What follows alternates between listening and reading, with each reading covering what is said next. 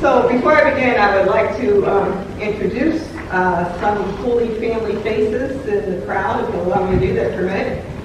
Start with our interim CEO and board member, Eric Trout.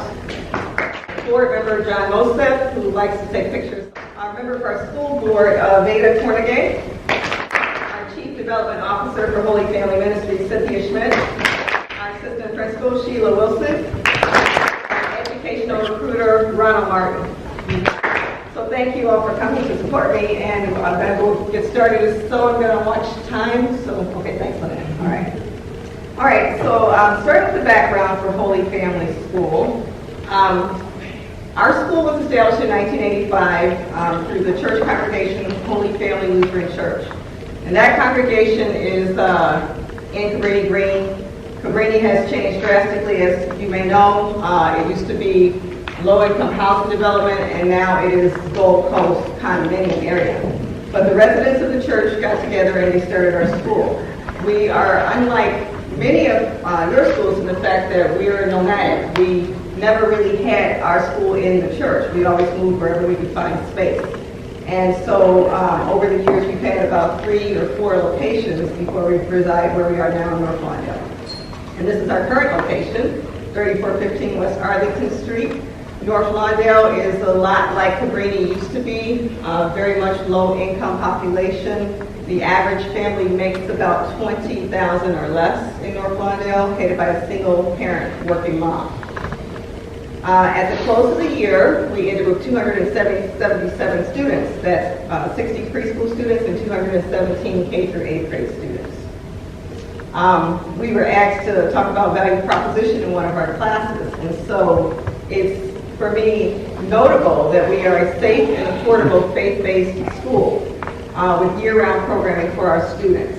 As a matter of fact, Reverend Martin did a little sneaking and going through several of the schools and pretending to be parents, and found out we really do have the lowest cost on the west side of Chicago for faith-based education. So we're excited about that, and we use that as a selling point.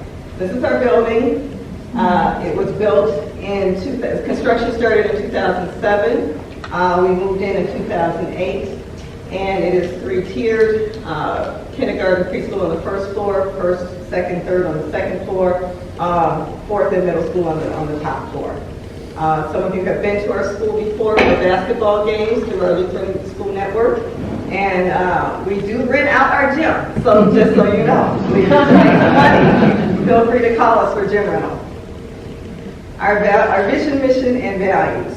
So our vision, this is a lofty vision, but again in this class we were taught to dream very big, and this vision has been created by our board of directors as well as parents and staff members having input as well. We seek to correct the injustice of inequitable education opportunity, build peace in the city, and eliminate poverty. If we are able to establish our vision, we know that Chicago, not just Chicago, but the world's going to be a better place, but particularly the west side neighborhoods of Chicago. And we want desperately for us to be successful here because there is a great deal of educational inequality in the city of Chicago. And this is one of the reasons we strongly feel at Holy Family that we have so much violence in the city.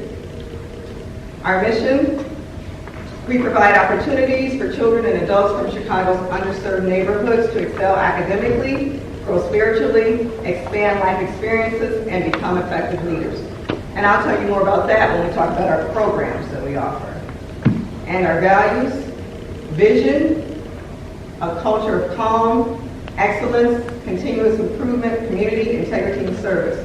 Particularly, I want to talk a little bit about a couple of these. The culture of calm is very important at Holy Family because, again, most of our families are coming from North Lawndale, Garfield Park, Austin community. This is the 11th District Police.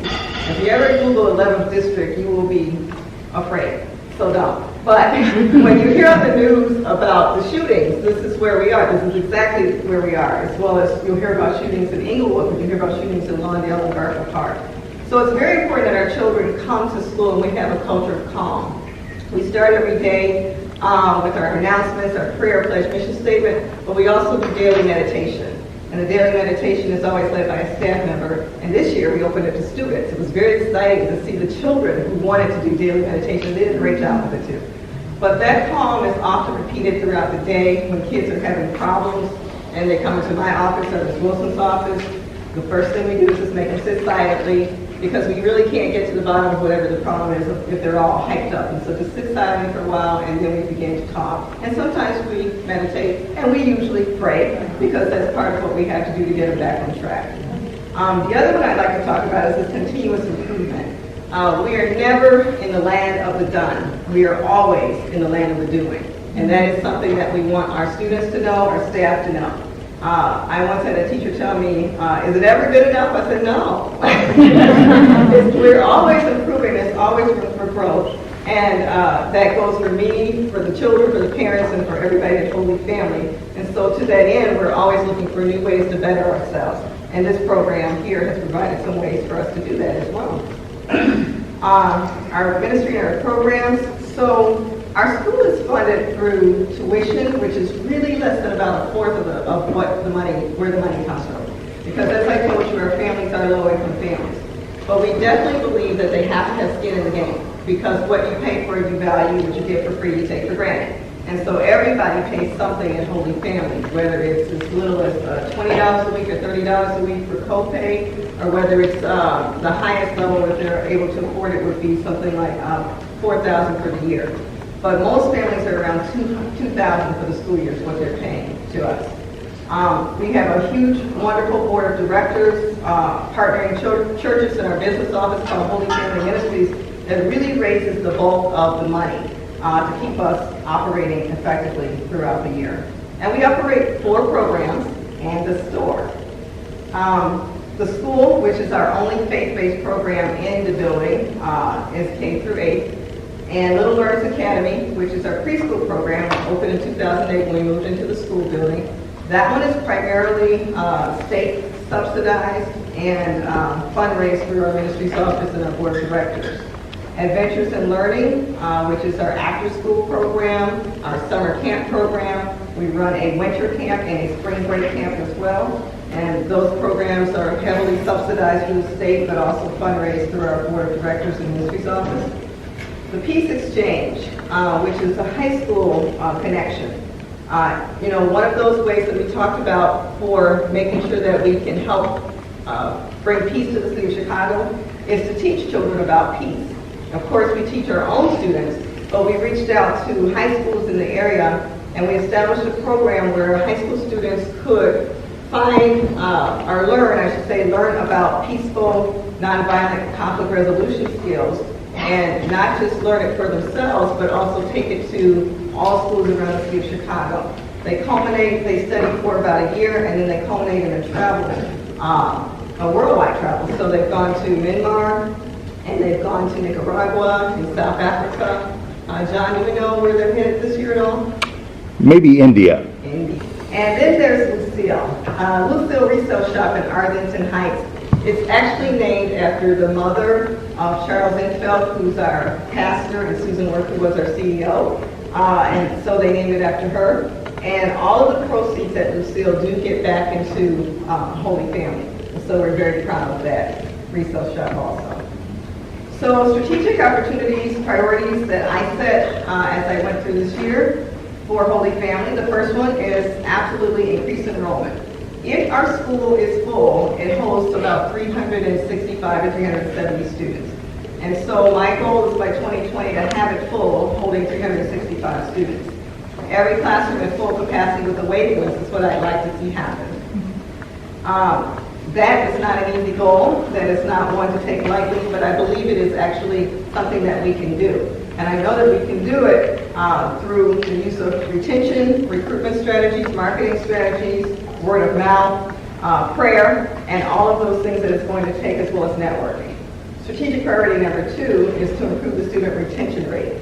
Currently, we're losing about 10 to 15% of our families every year. That's a lot of families to lose.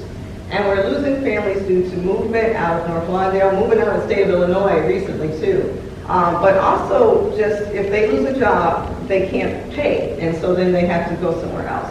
And so really looking at ways where we can keep families and even help them through some tough times so that we can keep those families throughout 8 years of education, or 9. Strategic priority number 3, improve academic outcomes of our students.